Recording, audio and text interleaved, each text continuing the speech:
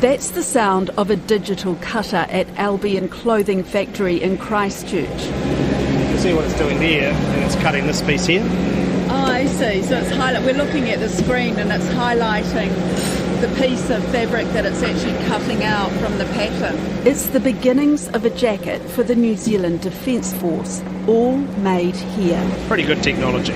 Yeah. But the sounds of a clothing factory are becoming more and more rare, and so are the manufacturing skills. I'm Sharon Brett-Kelly, and today on The Detail I'm on the factory floor to see how it takes more than a dozen workers to put this jacket together, and how this business grapples with growth. And this is how it's done worldwide, so what you see here is exactly what you see offshore. But first I catch Ben Keeps out of factory hours before he heads overseas on a work trip.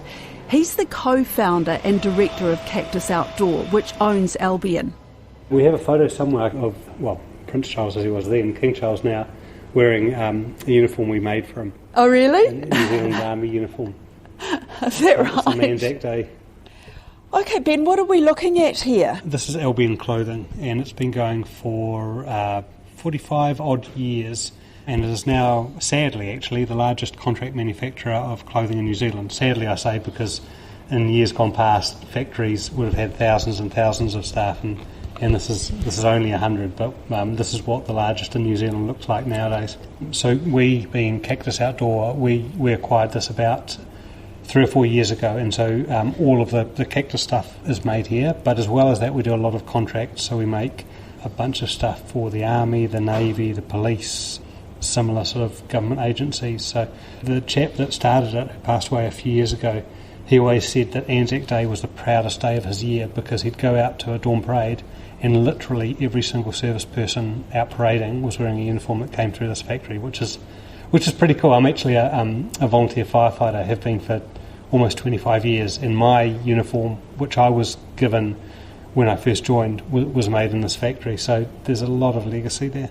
It specialises in what, hard-wearing clothing? Yeah, so the cactus thing is hard-wearing, so we make the staunchest workwear on earth, and Albion's thing is full service, so full tailoring, handmade blazers, really highly skilled. That's the thing that's really important. In this day and age, we hear all the time about New Zealand's low productivity and that we need to be a technology leader and we need to do this, that and the other. And I think that all of that is true, but every time I walk through the factory, I can't help but be proud, but also saddened at the incredible skills that our people have, but how they're not valued by the world at large, and that's really sad. What do you mean they're not valued? A couple of things. Young people, no one wants to get into manufacturing, so it's very hard to find people because it's not sexy. But even those who should understand better, our politicians, our be they central or local government, our business leaders, they'd come into a place like this, and because it's not a Xero or a Vend or a tech company, it's not sexy. It's kind of dismissed. I think about the various business leader trips that happen when Jacinda takes various folks around the place, or when politicians come and visit businesses, and we never get a look in. And it's not an ego or a pride thing, but it's short-sighted in my view, because if COVID showed us anything, it's that we need to build some resilience, and we build resilience by actually making stuff, I think. Come on down. Just watch the steps. Thank you. Quite steep. I'm heading down to the factory floor with General Manager Mac Jung to see how that army jacket goes from the bolt of fabric on one side through the rows of machines to the other side, where buttons are sewn onto the finished garment. I'll give you a bit of a tour around sort of starting point to the finishing point. Yeah, fantastic. So and myself and Kelly have just come back from offshore. Yeah. So we've seen a whole heap of factories, but this one here is pretty much the biggest one that's left in the country of cut, measured, trim and making the whole garment. Clothing factories, yeah. Which is pretty exciting. So it's very unique, and I suppose in this day and age for New Zealand, which is pretty cool. So we'll head down this way. Okay. Come on around. So in the office, sort of just back over here, we do what's called markers, and then it comes out to this machine, which is our laying up machine. Right. So it puts the bolt of cloth. Fabric goes up here, sits on here, Yeah. This here will flick up. Yeah. And then it feeds its way through, and this machine will go backwards and forwards. So the machine will come down and then cut off to however long it needs to be. Yeah. How many lays high it needs to be. You're able to set that on the machine. It's somewhat automatic, but it's still manual. Yeah. All of these machines are, even the newest ones. But the old girl does real good. So that fabric there is for MTP shirts, field shirts for army. They're like camouflage fabric. Yeah. So we do all that for NZF. Yeah, and we're walking past all these bolts of cloth. Yeah, so we've got like all this blue here. This is all for police. Yeah. So police knits, and then we go into some of our wet weather stuff. Then we've got some of the army, navy fabrics underneath here. These fabrics come from all over the world. You they have do. to import them. Yeah, every single bit of fabric has to be imported into the country. There's no mill that can weave any of this stuff. So even the likes of New Zealand merino will get exported and then finished in Australia and then brought back to New Zealand. The industry's been decimated. So, for the last 20 years, as the tariffs came off importing garments, it's just so much cheaper to manufacture offshore. So when you say it gets exported and finished in Australia, what does that actually mean? So finished, it gets woven.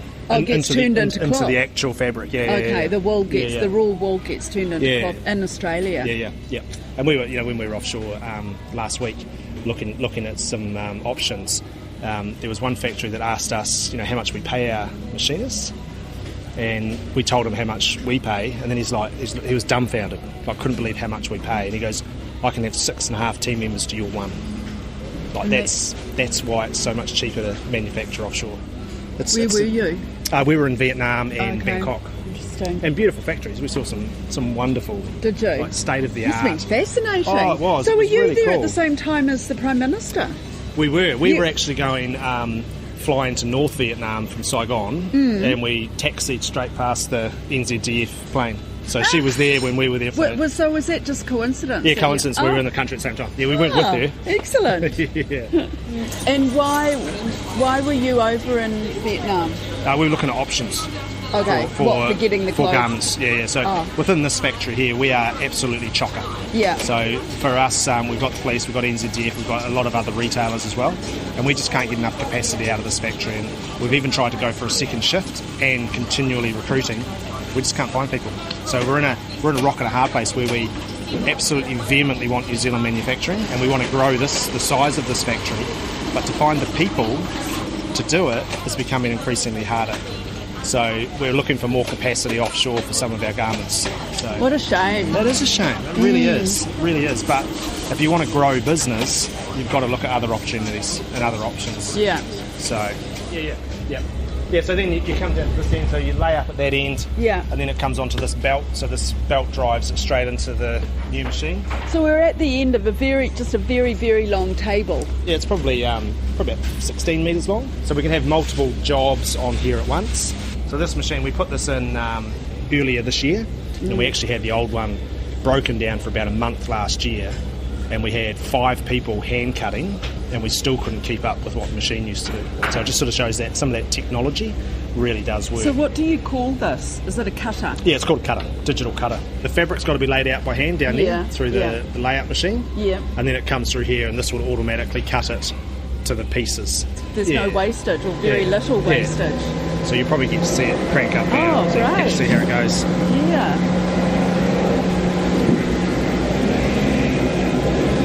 You can see what it's doing there, and it's cutting this piece here. So then it comes around this end, and they'll generally put these labels on so we know exactly what piece it is for, and what. So that's the size of the garment, so a woman's size 12.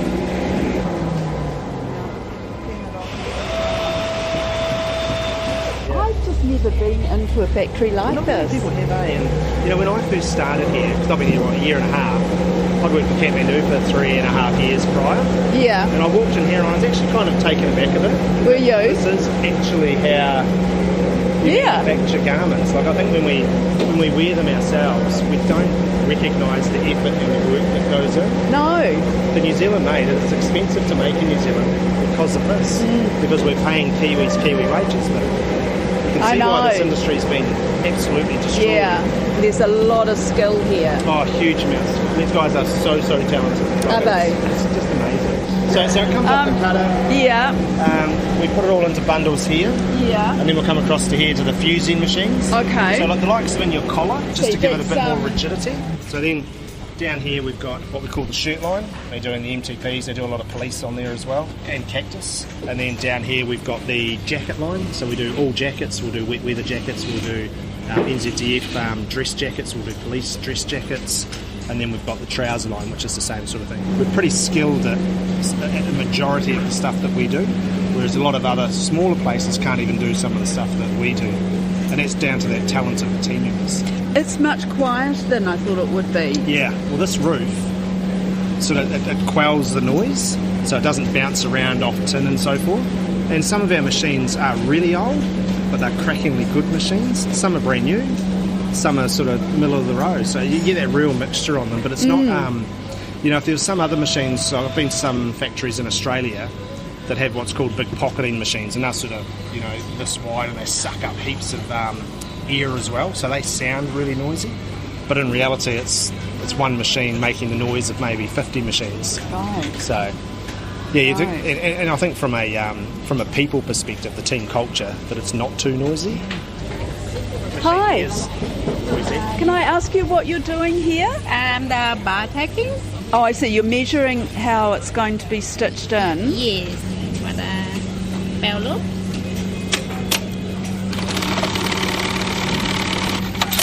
Wow, that's impressive. Pretty cool, eh? Put Christmas decorations up. Yeah. They've actually, some of those have been up for a couple of months because some of the nationalities that we've got, you can see all the flags that we've got. Celebrate for a couple of months. What's that so bell? Some of the team to come back from lunch. Oh, I see.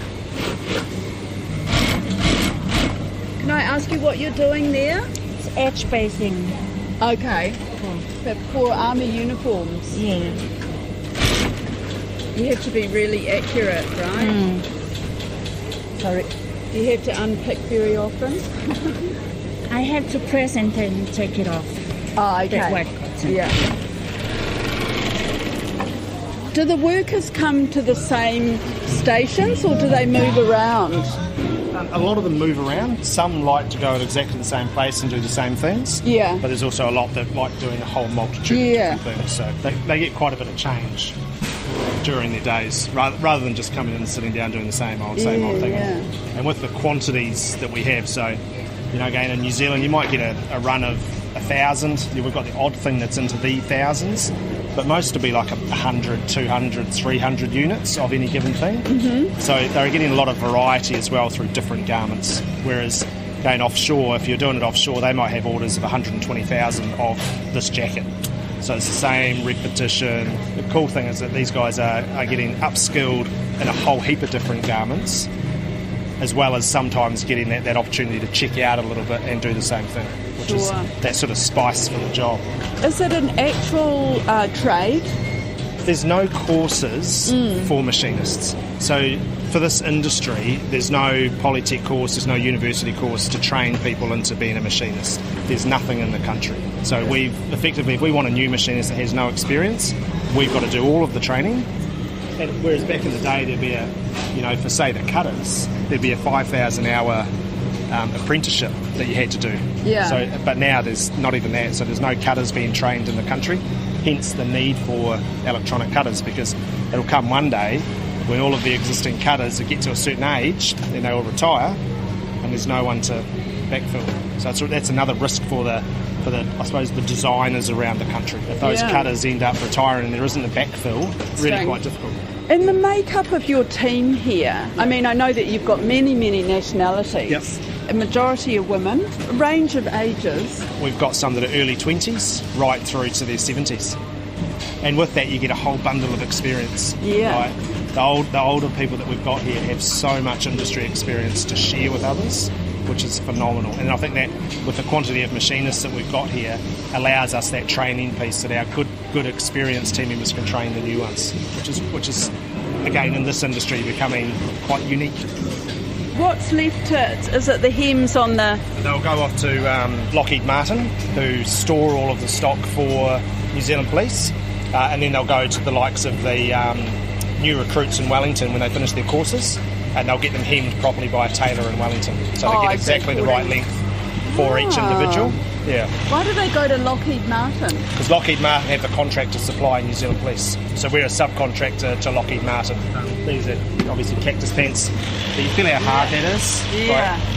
Is that canvas? Yeah. Yeah, wow. So a lot of our products are canvas. Yeah. So it's got that real longevity, and that's part of our sustainability story. You know, these will last you 10 years, but it's really hard on the ladies' fingers trying to manipulate this kind of fabric. And how many garments would you turn out, a day? Depends on what we're doing. You know, like these ones here, we can tune them out pretty reasonably fast. These are the police trousers. Police trousers. Then we might have shirts. Could be jackets. We could be doing made-to-measure jackets. So a lot of the top echelon and police will get all made-to-measure with all of their lapel stuff. Hi. Oh, you're doing the hand sewing? Yeah. What, you're sewing on the buttons? You'd have to be very precise, wouldn't you? Like, especially with what you're doing there. Is that a dome? No. Yeah. So it's very precise sewing. And that sort of takes you around, like that's the process. Oh, that's amazing. Yeah. Thank you. Back with Ben Keeps at the top of the stairs, overlooking the factory and the line of flags representing the many nationalities of workers. There's a personal story here too. We're very proud that we give New Zealanders their first go in New Zealand. So we have, at last count, I think we had 35 nationalities represented here. My parents were refugees to New Zealand. My mother worked in a clothing factory when they first came. So I feel a personal obligation, but it's actually a really cool thing to do to support immigrants and many refugees as well. What's been your biggest challenge in the last, say, 3 years? Yeah, so I mean supply chain, but that's the same for everyone. So that's a case of just managing things. Talent is really, really hard. We tried a couple of years ago to put on a second shift. So, we could run this factory 18 hours, well, we could run it 24 hours a day, but we were keen to run a second shift, and we just didn't get the uptake from potential staff. So that really limits our ability to scale here, and it means that we do need to follow sort of a hybrid manufacturing approach where we have other factories around New Zealand and overseas that will make for us. But ideally, would you like to make it all here? Oh, I mean, so when we bought this business 3 or 4 years ago, I stated then that my personal ambition was to rebuild the Christchurch apparel sector. Not that we would own it, but there would be lots of different businesses, or an ecosystem essentially. Yeah. That is still the vision. I would love someone to start up a fabric mill so that New Zealand wool and hemp that's grown here could actually be made into fabric here. But that requires someone to invest and to take a risk, and thus far it hasn't happened. I would love, one of our industrial clients, the likes of Army or Police or whomever, to say, look, we really want to embrace this and we want to support this and we want to specify a fabric that's made here. And maybe one day it'll happen, who knows. But so far they haven't taken you up? So far not. And I understand, if you work in procurement for a government agency, your primary driver is price. Yes, the government does have some things that procurement people need to look at in terms of social and environmental impacts, but frankly, price is still the primary driver. Why do you carry on here when most other people in the clothing industry are getting their stuff made overseas? Probably foolishness, but Cactus has been going for 30 years. I'm in a fortunate position that I'm the majority shareholder, and for me, success is that my grandchildren are still working in this industry. So I have 2 sons. Both of them work in the business and are incredibly passionate about what we do and feel a real sense of obligation in terms of not just the family legacy, but the legacy for NZ Inc. So I'm in the lucky position, or we're in the lucky position, that we don't need to think so much about pure profit. We can think about a longer time frame, and I think it's something that is really aligned with, funnily enough, a Te Ao Māori perspective on business, this idea of intergenerational business and actually being additive to society rather than extractive. And I'd like to think that as I say, in 30 or 40 years' time, that my grandkids are sitting here doing an interview with someone saying that, Granddad was right and it has been sustainable, however that looks. Does it mean that you make less profit because if all of this was made overseas, it would be much cheaper? I think it depends how you define profit. And so, if you look at a company like Allbirds, which is, at some levels a huge success story, it grew largely, it had an IPO, its share price has tanked. What is the actual bottom line benefit from that? I look at profit as being good to people and the planet, as well as producing some cash down at the other end. And so from that perspective, if you look at it from a triple bottom line perspective, it's no less profitable to make in New Zealand. If all you're driven by is making a dollar profit, then absolutely fundamentally there is no real reason to do it here. As a manufacturer, you're up against it at the moment, aren't you? When I emailed you, we came up with jobs, interest rates, environmental pressures, but on top of that, really, the message out there at the moment is to stop spending money. Yeah, it's interesting. So, and I'm going to sound like a crazy hippie, but what we need is a way of reinventing capitalism and making it more conscious. And so our if I think about Cactus, we make work pants that will last, someone who's doing landscaping or really hard use will last 10, 15, 20 years. We have people that come in with a 20-year-old pair of pants that from their perspective have only just been broken in. And so I think if we think that way, then all of a sudden the environmental impacts amortised over such a long period of time are that much lower. If we think about the message about reducing spending, absolutely we should reduce our consumption. But if we buy a pair of pants or a pair of boots that are going to last a generation, then that doesn't impact on inflation the same way. And so I think we need a much more nuanced and sophisticated approach. Otherwise, what's going to happen is, we're all going to respond to the Reserve Bank's calls, and those calls are justified. We're going to respond to them by creating this recession, and there's going to be huge amounts of pain through that, and we're going to have this boom-bust cycle over and over again. I think we need to actually reinvent the economic system so that we don't have this boom-bust cycle. That's it for today. I'm Sharon Brett Kelly. The Detail is public interest journalism funded through NZ On Air and produced by Newsroom for RNZ. You can get us downloaded free to your mobile device every weekday from any podcast platform. Today's episode was engineered by Rangi Powick and produced by Sarah Robson. And Bonnie Harrison is our associate producer. And thanks to Ben Keats and Matt Jung. Ka kite.